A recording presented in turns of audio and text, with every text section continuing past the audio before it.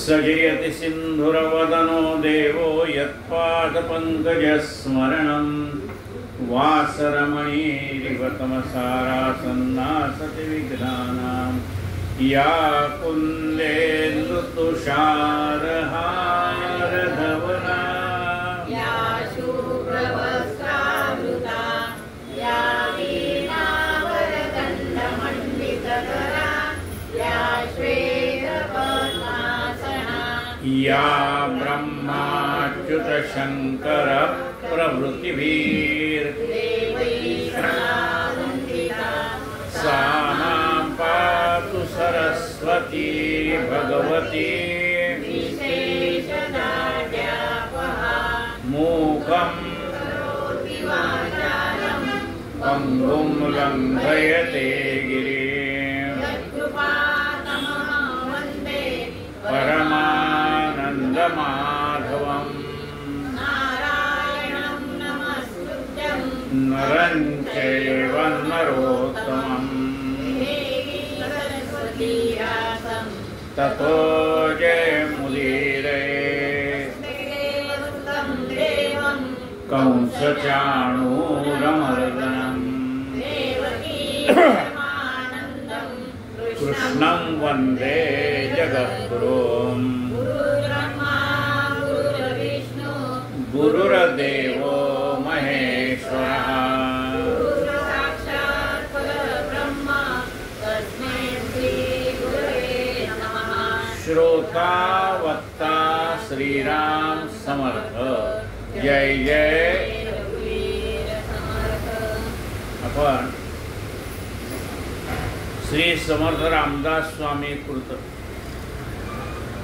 मनाच्या श्लोकावरती यथाशक्ती चिंतन करतो। काल आपण 85 श्लोकापर्यंत आलो होतो। कालचा थोडा भाग पाहू आणि आजच्या श्लोकाला सुरुवात करू। भजा राम विश्राम योगेश्वराचा जपू नेमिला नेम गौरी हराचा स्वये निववी तापसी चंद्रमौळी तुम्हा सोडवी रामहांत काळी। कालचा आपला श्लोक 84 होता। विठोने श्री वाहिला देवराणा तया अंतरी ध्यासरे त्यासी नेणा निवाला स्वये तापसी चंद्रमौळी जीवा सोडवी रामहांत काळी। ज्या पांडुरंगाने आपल्या मस्तकावरती शिवपिंडीला धारण केलेले आहे असा जो शंकर त्याच्या अंतःकरणामध्ये ज्याचा ध्यास आहे त्या रामाला तुम्ही जाणत नाही। प्रयत्न करा त्याला जाणा। इतका ध्यास शंकराच्या मनामध्ये का आहे तर त्याने विषप्राशन केल्यानंतर नाना प्रकारचे उपाय करून सुद्धा काही गुण आला नाही आणि मग रामनाम घेतल्यानंतर ते हलाहल विषय शांत झालं। मग असा ज्याला प्रत्यक्ष अनुभव आलेला आहे असा हा शंकर जो ज्याला भगवंताच्या नामाचा ध्यास लागलेला आहे अशा शंकराला तुम्ही जाणा। त्या शंकराला म्हणजे त्याला आलेले अनुभव तुम्ही जाणा आणि अनुभवातून त्याची जी त्या रामरायावर श्रद्धा बसलेली आहे ते तुम्ही जाणून घेऊन तुमची ही श्रद्धा तशीच त्या परमेश्वरावर ठेवा। जय जय रघुवीर समर्थ। शुकासारिखे पूर्ण वैराग्य जाचे वसिष्ठा परिज्ञान योगेश्वराचे कवी वाल्मिका सारिखा मान्याईसा नमस्कार माझा सद्गुरु रामदासा जय जय रघुवीर समर्थ। आजच्या श्लोकाला सुरुवात करू। भजा राम विश्राम योगेश्वराचा। त्या रामाचं भजन करा, त्या रामाचं नामस्मरण करा, त्या रामाला हृदयात धरा। कोणत्या रामाला? म्हणजे आमच्या गल्लीत तो राम राहतो त्याला नाही, तुमच्या गल्लीत राम नावाचा मनुष्य राहतो त्याचं चिंतन करा असं नाही सांगितलं। तो राम, तो हा दाशरथी राम। मग तो राम कसा आहे त्याचं वर्णन केलं। समर्थ म्हणतात भजा म्हणजे त्याचं चिंतन करा, त्याचं नाम घ्या। पुढे सांगतात कुणाचं घ्या? विश्राम योगेश्वराचा। अशा रामाचं नाव घ्या जो योग्यांचा ईश्वर आहे। योगेश्वर कोण आहे? शंकर, सगळ्या योगांचा योगी आहे। मग असा जो योगी, योग्यांचा ईश्वर असणारा शंकर, त्याच्या मनाला ज्या ठिकाणी विश्रांती मिळाली तो राम। भजा राम विश्राम योगेश्वराचा। त्या योगेश्वराला ज्या ठिकाणी मनाला शांतता मिळाली, मन शांत झालं, शरीर शांत झालं, असा जो योगेश्वराचा विश्राम धाम आहे तो राम, त्याचं चिंतन करा। भजा राम विश्राम योगेश्वराचा। जपो नेमिला नेम गौरी हराचा। त्याने जपाचा नेमच करून टाकला कोणी? शंकराने। जपो नेमिला कोण आहे तो? नेम गौरी हराचा। गौरीचा जो पती आहे, पार्वतीचा जो पती आहे, त्या शंकराने जपाचा नियमच करून टाकला। जपू नेमिला नेम गौरी हराचा। त्या जो योग्याचा योगेश्वर आहे असा शंकर, त्याला ज्या रामनामाने विश्राम मिळाला, मन शांत झालं, असा हा गौरीचा हर म्हणजे शंकर। जपो, त्याने जपाचा नियम केला, तर रामनामाचा जप करायचा। जपो नेमिला नेम गौरी हराचा। स्वये निववी तापसी चंद्रमौळी, तुम्हा सोडवी राम हा अंतकाळी। त्या शंकराने पुन्हा पार्वतीला सांगितलं की बघ बघ, या रामनामाने माझं मनही शांत झालेलं आहे। या सगळ्या व्यापातनं आज मी तुला दिसतोय ना, हे याची कृपा आहे काय? नाहीतर मी हे सारखं हालहाल कसं शांत, रोज मी तुला सांगणार अगो काय गो घसा दुखतोय, काय ते औषध दे, काय तर रोज तुला काहीतरी मी सांगणार का नाही? आता काय झालंय, हा व्यापच गेला, शांत झालंय। आता तुला रोज काही मी औषध दे, अमुक दे, नाही तर सर्प आणू का, अमुक आणू का, चंद्र आणू का, गौरे ते गंगा आणू का? आता ती भानगड नाही। आता काय झालंय, हे गौरी, हे पार्वती, या रामनामाने माझं मन शांत झालेलं आहे। मी जसा त्या रामनामाचा जप करतो तसा रामनामाचा जप तूही कर। स्वये निववी तापसी चंद्रमौळी, तुम्हा सोडवी राम हा अंतकाळी। मग असा राम ज्याने या योगेश्वराचा विश्राम असलेला हा राम, ज्याने म्हणजे गौरीहराने परमात्म्याच्या नामाचा संकल्प करून जप करायला सुरुवात केली, असा राम तुम्हाला अंतकाळी सोडवेल। म्हणजे अंतकाळी अशा रामाचं तुम्ही नाम घेतलं तर तो तुम्हाला तुमची जन्म मरणाची हिरझार संपवून टाकेल. म्हणजे तुम्हाला अशा ठिकाणी राम घेऊन जाईल. म्हणजे कुठे, इंग्लंडला का दिल्लीला का कुठे नाही, म्हणले अशा ठिकाणी घेऊन जाईल. म्हणजे कुठे, यद् गत्वा न निवर्तन्ते तद्धाम परमं मम. ज्या ठिकाणी गेल्यानंतर पुनरावृत्ती नाही, यद् गत्वा न निवर्तन्ते तद्धाम परमं मम, अशा लोकाला तुम्हाला घेऊन जाईल. अशी गती तुम्हाला प्राप्त करून देईल की ज्या ठिकाणी परत येणं भानगडच नाही. एकदा गेला की मुक्ती तुम्हाला प्राप्त झाली, मोक्ष प्राप्त झाला. तुम्हा सोडवी राम हा अंतकाळे. जय जय रघुवीर समर्थ. मुखी राम विश्राम तेथेचे आहे. मुखी राम विश्राम तेथेचे आहे. ज्याच्या मुखामध्ये भगवंताचं नाम आलं त्याच्या मनाची तगमग संपली, चलबिचल संपली, मन शांत झालं. मुखी राम विश्राम तेथेचे आहे. नुसतं मनाला शांतता नाही मिळणार, मग काय मिळेल आणखीन तुम्हाला? प्लस एकावर एक फुकट आणखीन काय मिळेल?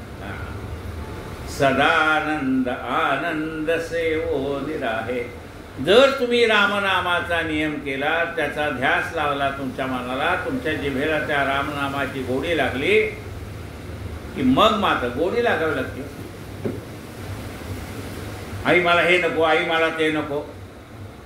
आई म्हणते अरे थोडं खाऊन तर पहा. हां आई चांगलं झालं का, आणखीन वाढ. म्हणजे काय झालं, आईने त्याच्या जिभेला त्याची गोडी लावली की पहा, खाऊन बघ, आवडत नाही करू नको, खाऊन बघ. मग त्याला गोडी लावतात संत नामाची. नामदेव महाराज काय म्हणतात, अमृताहुनी गोड नाम तुझे देवा. परी माझ्या तोंडात काही येत नाही तुझं नाव, माझ्या जिभेला तुझं नाव यायला पाहिजे का नाही. सगळेजण सांगतात हे अमृताहून गोड आहे, पण मलाच का त्याची गोडी कळत नाही. मग संत आपल्याला ती गोडी लावतात आणि मग आपण ऑटोमॅटिक भगवंताचं नामस्मरण करायला लागतो. एकदा गोडी काढावी लागते त्यातली. आणि मग काय होईल, सदानंद आनंद सेवो निराहे. असा जीव, आपण कोण आहे, जीव आहे. असा जीव ज्याला रामनामाची गोडी लागलेली आहे त्याच्या मनाला विश्रांती तर मिळेलच, पण त्याचबरोबर त्याचं मन सदैव आनंदात राहील. एरवी आपलं कसं, थोड्या वेळ आनंदात, थोड्या वेळ दुःखात, थोड्या वेळ आनंदात, थोड्या वेळ काही मनासारखं घडलं की आनंदात, मनाविरुद्ध घडलं की दुःखात. आता तसं नाही होणार. तुम्हाला त्या रामनामाची गोडी लागली की सदैव आनंद, सदानंद आनंद सेवो निराहे. तयावीन तो क्षीण संदेहकारी. जर का तुम्ही त्याचं नामस्मरण केलं नाही का, संदेहकारी. काय बाबा देवाचं नाव घेतल्यावर खरंच आनंद मिळेल का, देवाचं नाव घेतल्यावर खरंच मला मोक्ष मिळेल का, असा संदेह जर तुमच्या मनामध्ये राहिला तर मग तुम्हाला त्या रामनामाची गोडी कशी कळेल. म्हणून पहिल्यांदा हा संदेह गेला पाहिजे. तयावीण तो क्षीण संदेहकारी. जर तुमच्या मनातला संदेह नाहीसा नाही झाला तर क्षीणच क्षीण, दुःखच दुःख, टेन्शनच टेन्शन.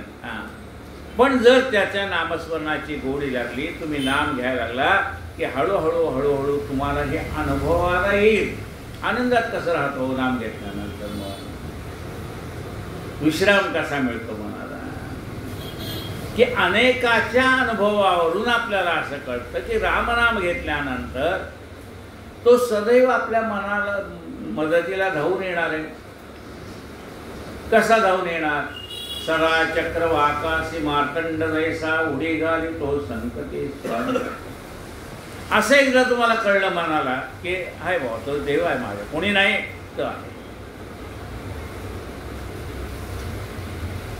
मागे उभा मंगेश, पुढे उभा मंगेश, माझ्याकडे देव माझा पाहतोय. याचा ज्यावेळी तुला अनुभव आला की मागेही देव आहे, पुढे देव आहे, म्हणजे जिकडे पाहावे तिकडे तू दिसशी नाही ना, असा का एकदा मनाला अनुभव आला. कुठेही गेलं तर जेथे जातो तेथे तू माझा सांगात ये, चालविसी हाती धरून या, असा अनुभव आपल्याला आल्यानंतर मन शांत होतं. मला आता काही घाबरायची कारण नाही. तरी संकट माझ्या पूर्व प्रारब्धानुसार माझ्या वाट्याला आले तरी त्याचं तो पर्सेंटेज कमी करेल. आपल्या कुठेना बीडवरनं आपल्या कल्याणला येताना ते स्टँडवर यायला लागले, त्यांची रिक्षा पलटी झाली. हे खाली यांच्या अंगावर सगळी माणसं रिक्षातली, आता कोंबाकोंबी झाली ते. मग त्यांना ऍडमिट केलं इकडे बीडला. मग फोन करून चौकशी केल्यानंतर ते म्हणले गुरुजी आता बरं आहे. म्हणलं वाचवलं तुम्हाला महाराजांनी? कुठं डोक्यावर पडलं, कशावर पडलं, काय झालं असतं, काय नाही, पण त्यातूनही परमेश्वर वाचवतो. संकटही पूर्व प्रारब्धानुसार आपल्या वाट्याला येत असतात, पण त्याही संकटात तो वाचवतो. सदा चक्रवाकाशी मार्तंड जैसा पटकीने लोक धावत आले, त्याच्या अंगावरची रिक्षा बाजूला केली, त्यांना बाजूला काढलं, हॉस्पिटलमध्ये ॲडमिट केलं. कोण होतं? अंगावरून रिक्षा काढणारा कोण होता? हॉस्पिटलमध्ये ॲडमिट करणारा कोण होता? परमात्मा आहे. पण असा ज्यावेळेला माणसाला अनुभव येतो तसतसं त्याचं मन निश्चिंत होत जातं, म्हणजे त्या मनाला विश्राम मिळतो. विश्राम मिळणं म्हणजे काय? निश्चिंत होणं. मन आता निश्चिंत. तया वीण तो क्षीण संदेहकारी. जर तुमचे त्याच्या नामावर विश्वास नाही, श्रद्धा नाही, काही नाही, नुसती मनामध्ये शंका शंका शंका, तर तुमचा क्षीण जाणार नाही. आपला क्षीण जावा असं वाटत असेल तर तुमच्या नाही इतराच्या अनुभवावरनं पहिल्यांदा शाणे व्हा, मग तुम्हाला रामनामाची गोडी लागेल. लक्षात घ्या, आपोआप लागत नाही, त्याला सत्पुरुषाचा योग यावा लागतो. संत चरण रज लागता सहज वासनेचे बीज जोडून जाय, मग राम नामी उपजे आवडी सुख घडोघडी वाढू लागे. निजधाम हे नाम शोकापहारी. असं हे रामनाम ज्याचा विश्वास बसला त्याच्या मनाला विश्रांती आली, तो जीव सदैव आनंदात राहायला लागला. ज्याच्या मनामध्ये श्रद्धा नाही त्याचा काही क्षीण कमी होईना, पण ज्याची श्रद्धा आहे त्याचा क्षीणच गेला, भाग गेला, क्षीण झाला, अवघा झाला आनंद. त्याचा भाग गेला, क्षीण गेला, अवघा आनंदी आनंद झाला. निजधाम हे नाम शोकापहारी. आपलं स्वतःचं धाम बघा, परमेश्वर काय म्हणतो? आपलं धाम देतो. आपलं धाम म्हणजे परमात्मा जिथे राहतो तिथे यत गत्वा न निवर्तन्ते तद धाम परमं मम. माझं स्वतःचं धाम म्हणजे जो स्वतःचं धाम आपल्या भक्ताला देतो. निजधाम हे नाम शोकापहारी. स्वतःचं धाम आपल्या भक्ताला देणारा असा रामाचं नाम शोकापहारी. मनातला शोक काढून टाकेल, मनामध्ये आनंदाच्या लहरी निर्माण करेल, असा राम आहे. म्हणून त्या रामाचं नाम तुम्ही घ्या. जय जय रघुवीर. श्री कृष्ण गोविंद हरे मुरारे.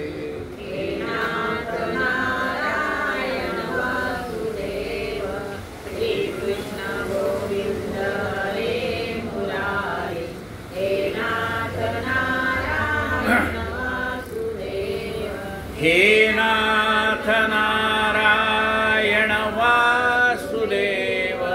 हे नाथ नारायण वासुदेव. श्री कृष्ण गोविंद हरे मुरारी. हे नाथ नारायण वासुदेव. जय जय रघुवीर. मुखी राम त्या काम बाधू शकेना. गुणे इष्ट धारिष्ट त्याचे चुकेना. हरी भक्त तो शक्त कामा समारी. जगी धन्य तो मारुती ब्रह्मचारी. मुखी राम त्या काम बाधू शकेना. ज्याच्या मुखामध्ये भगवंताचं नाम आहे त्याला काम बाधू शकत नाही, त्रास देऊ शकत नाही. ज्याने गुणे इष्ट धारिष्ट त्याचे चुकेना. ज्याला त्या भगवंताच्या जवळ असणाऱ्या गुणाची जाणीव झाली, माहिती झाली, अनुभव आलाय, त्याच्या मनामध्ये धारिष्ट येतं. लगेच पाहिजे असं नाही. तो म्हणतो उसके घर में देर है लेकिन अंधेर नाही. त्याच्या घरामध्ये तुम्हाला एखादी गोष्ट द्यायला थोडा विलंब होईल, पण तो देणार हे नक्की आहे. म्हणजे ते मिळवणं थांबायची तयारी आहे की नाही. वक्त से पहले और नसीब से ज्यादा कुछ मिलने वाला नहीं है. तू वेळ यायची वाट पाहावी लागते. त्याच्या दरबारात अंधार नाही.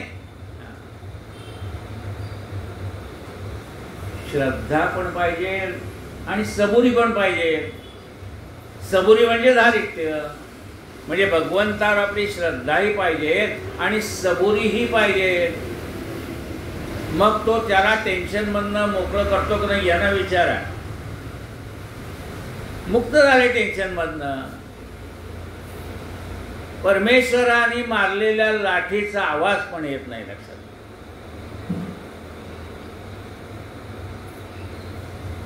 हरी भक्त तो शक्त कामासी मारी.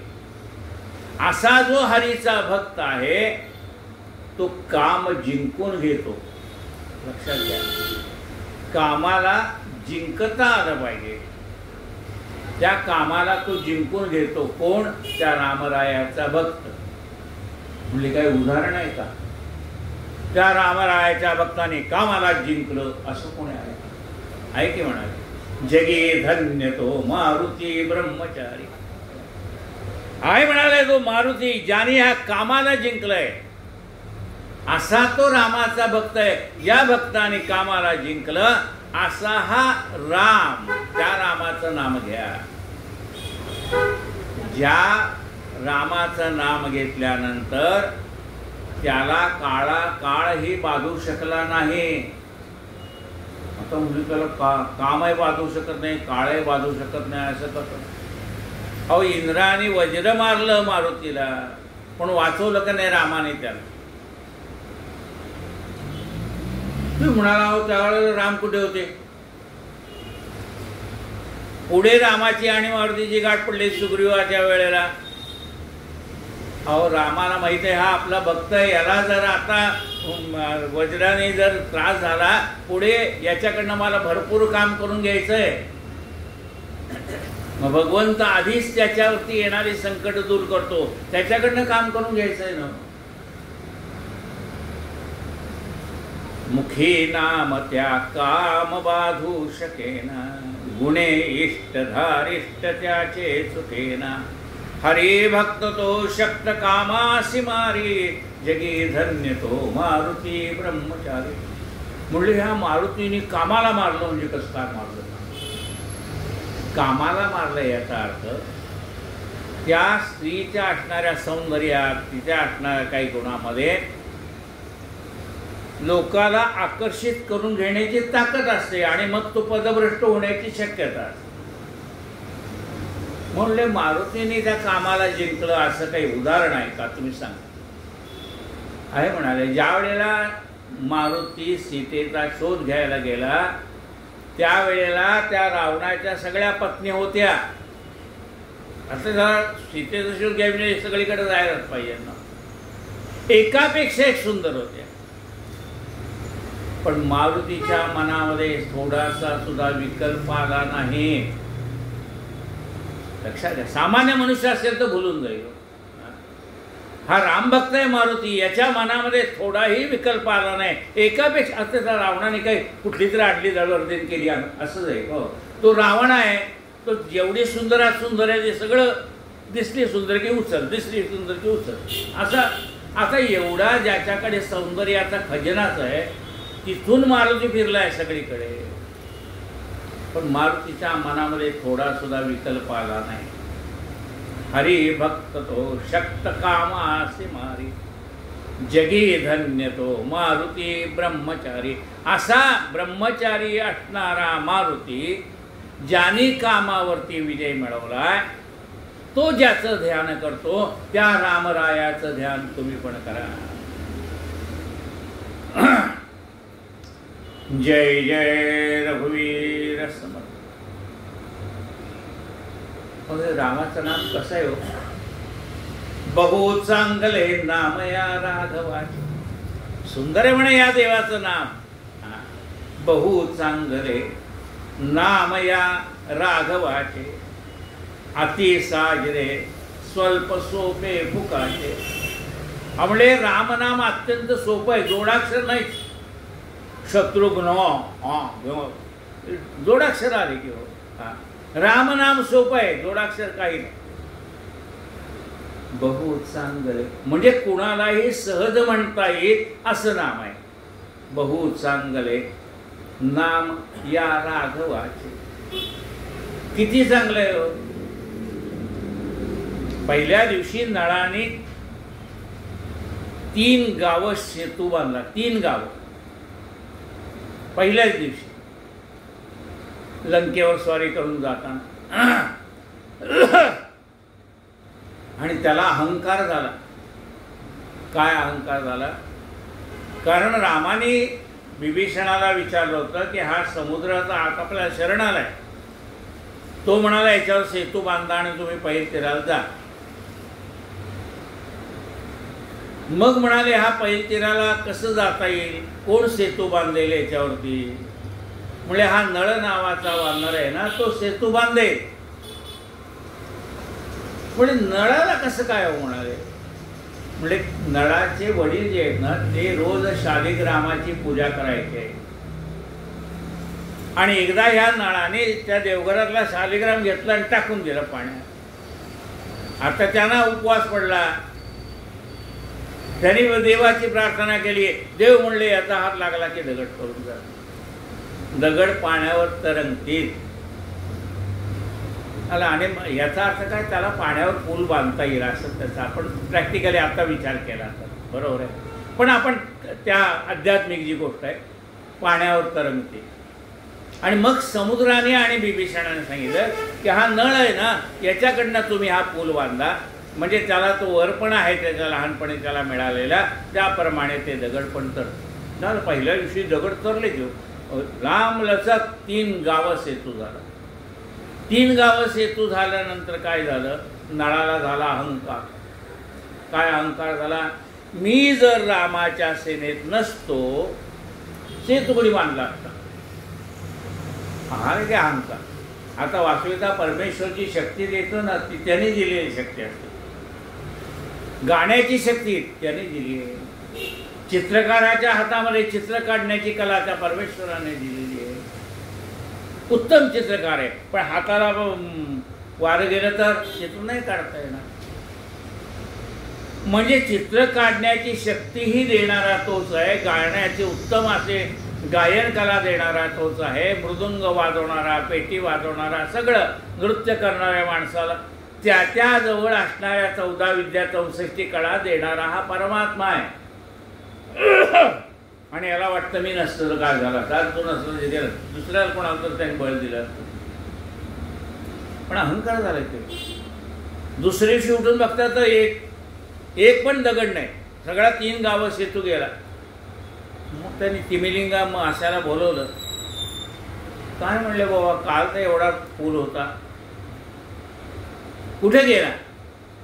तर म्हणले आमचे ते मासे येत होते ना कोणीतरी गिळला असेल म्हणाले. मग त्याला सांगितलं. त्यांनी पुन्हा उगाळून ठेवला. 3 गावं सेतू. आता पुढे बांधायला हे वानर दगड आणून टाकत होतं नाही. नळाने हात लावते तरंगायचे. पण जवळ यायचे नाही. कालपर्यंत येत होते कारण काल त्याला अहंकार नव्हता. रात्री अहंकार झालेला. त्यामुळे आता काय दगड तरताय तो वरच दिलेला आहे ना. पण ते जवळ येणार ना. मग मारुतीने त्याला सांगितलं नळाला, एका दगडावरती रा लिही आणि दुसऱ्या दगडावरती म लिही, राम. तो म्हणायचो दगडावर कसं लिहायचं? म्हणाले मनातला विकल्प काढून टाक, रा आणि म लिही. राम लिहिल्यावरती दगड सांधायला लागले, सगळा पूल अख्खा तयार झाला. राम लिहि याचा अर्थ काय? तुझ्या मनातला अहंकार काढून टाक. हे मी नाही करत, तो रामराय माझ्याकडनं करून घेतोय, त्यांनी मला निमित्त केलेलं आहे. निमित्ताचा धनी केला असे प्राणी, त्याने आपल्याला निमित्त केलं हे लक्षात ठेवणार. बहु चांगले नाम या राघवाचे, ज्या रामनामामुळे शिळा तरल्या, अति आदरे स्वल्प सोपे फुकाचे. आधी अत्यंत आदराने त्याचं नाम घ्या. छोटंच नाव आहे राम. स्वल्प सोपे फुकाचे, ते नाम घ्यायला सोपं आहे. खरेच्यात नाही गठरी, जप तप साधन कछू नाही लागत, खरचत नाही गठरी, भजोरे भैया राम गोविंद हरी. म्हणाले त्याचं नाम सोपं आहे, फुकाच आहे, म्हणजे फुकट आहे. अति साजिरे स्वल्प सोपे फुकाचे, कळी करी मूळ निर्मूळ घेता भवाचे. करी मूळ निर्मूळ घेता भवाचे. राम नाम घेतल्यानंतर तो निर्मूळ करतो कुणाला? भवाला. म्हणजे हा भवसागराची जी भीती आहे ती मूळ म्हणजे मुळापासून उपटून काढून टाकतो. आता झाडाची फांदी वरवर कापली तर पुन्हा झाड येणार की हो? ते मुळापासून उपटलं तरच जाणार आहे. करी मूळ निर्मूळ घेता भवाचे, तो निर्मूळ करून टाकतो. कशाची? भवसागराची जी भीती त्याच्या घरामध्ये मूळ धरून राहिलेली आहे मनामध्ये, ती मुळासहित उपटून काढून टाकतो. निर्मूळ, मनातलं ते मूळच निघून गेलं. कशाचं? भवसागराच्या भयाचं मूळ तो काढून टाकतो. करी मूळ निर्मूळ घेता भवाचे, भगवंताचं नाम घेता भवाचे, म्हणजे भवाची जी भवसागराची भीती आहे ती तो निर्मूळ करतो. करी मूळ निर्मूळ. निर्मूळ कशाचं करतोय? घेता म्हणजे देवाचं नाव घेता. कशाचं? भवाचं. म्हणजे भवसागराच्या विषयी असणारी आपल्या मनातली भीती तो निर्मूळ करून टाकतो, काढूनच टाकतो. जीवा मानवा हेची कैवल्य साचे, असा हे जीवा, अरे तू जर या भगवंताचं नाम घेशील, हे मानवा तू जर भगवंताचं नाम घेशील तर तो तुला कैवल्यप्रद प्राप्त करून देईल. जीवा मानवा हेची कैवल्य साठे, जीवा मानवा तू जर देवाचं नामस्मरण करशील, रामाचं नाम घेशील तर तो तुला कैवल्यपद प्राप्त करून देईल. बहु चांगले नाम या राघवाचे, अति साजिरे स्वल्प सोपे फुकाचे, करी मूळ निर्मूळ घेता भवाचे, जीवा मानवा हेची कैवल्य साचे. जय जय रघुवीर समर्थ. कधी घ्यावं देवाचं नाव? आंघोळीच्या आधी घेऊ का आंघोळ घ्यायला? ते का म्हणजे औषध आहे का? आधी घेऊ का नंतर घेऊ? नाश्ता केल्यावर घेऊ का जेवायच्या आधी घेऊ? जनी भोजनी नाम वाचे वदावे,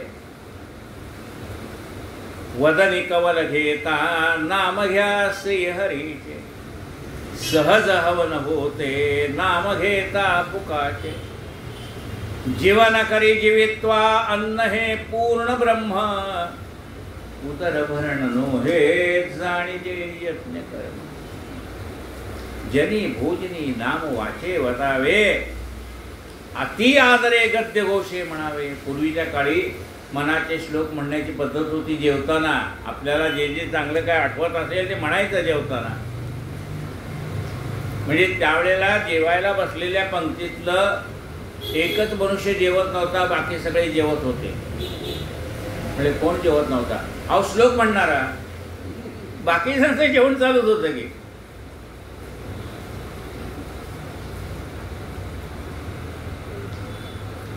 जनी भोजनी नाम वाचे वदावे. जनी, जनी म्हणजे आपण कुठल्याही माणसामध्ये असलो तरी, जनी म्हणजे समुदायात असताना. समुदायात असताना देवाचं नाव घ्यावं, आपण घ्यावं, इतरांना घ्यायची प्रेरणा द्यावी. जनी आणि भोजनी, भोजन करताना सुद्धा. जनी म्हणजे दोन शब्द आहेत. जनी म्हणजे समुदायात असताना, समाजामध्ये असताना देवाचं नाव घ्या. जेवण करताना देवाला विसरू नका. म्हणजे का विसरायचं ना देवाला? अरे म्हणले हे अन्न त्यांनी दिले, हे नुसतं अन्न नाही, हे पूर्ण ब्रह्म आहे. अन्नम ब्रह्मेत्यैसी उक्ती उपनिषदात ठाई असे गजानन महाराजांच्या पोथीत सांगितलं आहे ना. अन्नम ब्रह्मेती ऐसी उक्ती उपनिषदात ठाई असे. उपनिषदामध्ये अन्नाला परब्रह्म म्हटलंय. म्हणून जनी भोजनी नाम वाचे वदावे. उदर भरण नोहे जाणीजे यज्ञ कर्म. हे नुसतं पोट भरायचं काम नाही.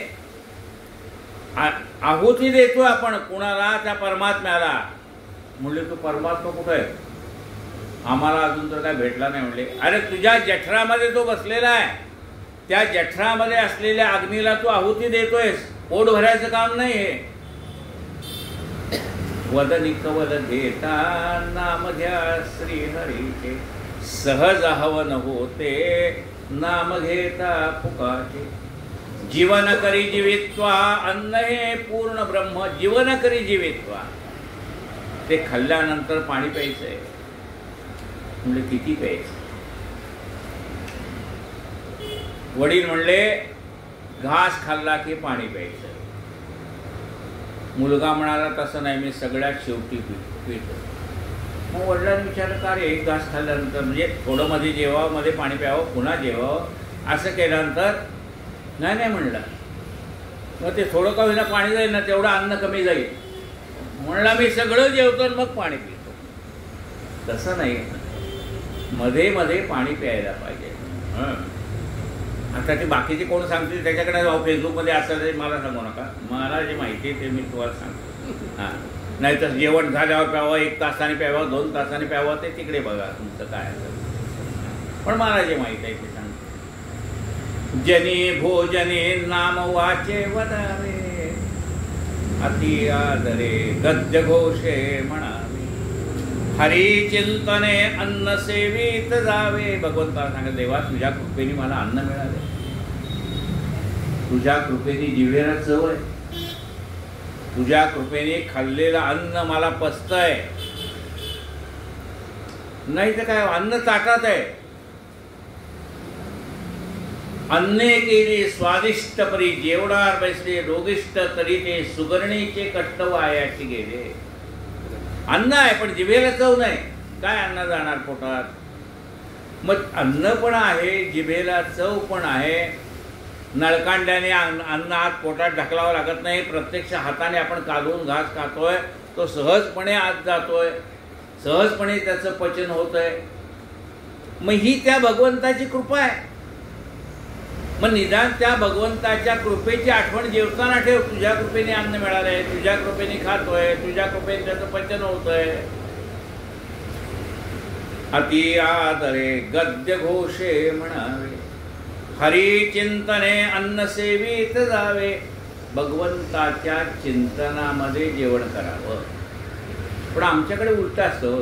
जेवताना देवाचं नाव घ्यायचं नाही. काय भांडायचं नाही, ती जेवतानाच वाटायचं. ताट ठेवलं टेबलावरती गुरु म्हणले कसं काय भांडतात तुम्ही? ताट टेबलावर ठेवलं ते. म्हणले असं आहे ही जेवायचं एक तोंडात नवऱ्याने घास घातला की हिने सांगायचं ती पोरगं बघा शाळेत गेलो नाही, आज अभ्यास करत नाही, आता हे तुला जेवण झाल्यावर सांगता येईल का नाही, त्याला जीव दे की बाबा, काय जे तक्रार करायची नंतर करा. ती म्हणल्या नंतर भेटतच नाही, एकदा पानावर उठला की पळतो म्हणून त्याला तिथं बसल्यावर सांगायचं सगळं. मग या चिंतेमध्ये अन्न ग्रहण करण्यापेक्षा चिंतनात अन्न गेलं पाहिजे. चिंतेनी नकोय, टेन्शन जेवताना द्यायचं नाही. हरी चिंतने अन्न सेवित जावे. भगवंताच्या चिंतनामध्ये ते अन्न ग्रहण करावं म्हणजे त्याचं पचन पण चांगलं होतं, त्या अन्नावर संस्कार पण चांगले होतात. अन्न शिजवताना एखादं स्तोत्र लावावं, अन्नपूर्णे सदापूर्णे लावावं स्तोत्र, म्हणजे अन्न शिजवताना त्या अन्नावर संस्कार चांगले होतात. मनामध्ये भगवंताचं नाम घेत अन्न शिजवावं, वाढतानाही भगवंताचं अन्न नामस्मरण करत अन्न वाढावं आणि जेवतानाही भगवंताचं चिंतन करत अन्न सेवन करावं. जनी भोजनी नाम वाचे वदावे, अति आदरे गद्य घोषे म्हणावे. हरी चिंतने अन्न सेवित जावे, तरी श्रीहरी पाविजे तो स्वभावे. जय जय रघुवीर समर्थ. 2 आणि 3 5 श्लोक झाल्या. 89व्या श्लोकापर्यंत आपण आलेलो. 85 ते 89. कायेन वाचा मनसेन्द्रियर्वा बुद्ध्यात्मना वा प्रकृती स्वभावात्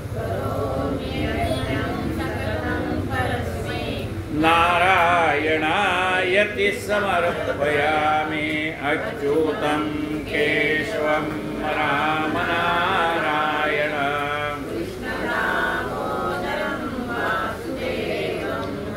श्रीधरं माधवं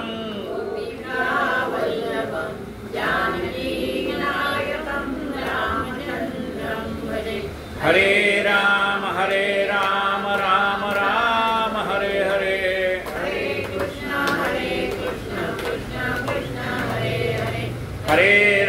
हरे राम राम राम हरे हरे. हरे कृष्ण कृष्ण कृष्ण हरे हरे. हरे राम राम राम हरे हरे. हरे कृष्ण कृष्ण हरे. गोपाल कृष्ण भगवान की जय. आरती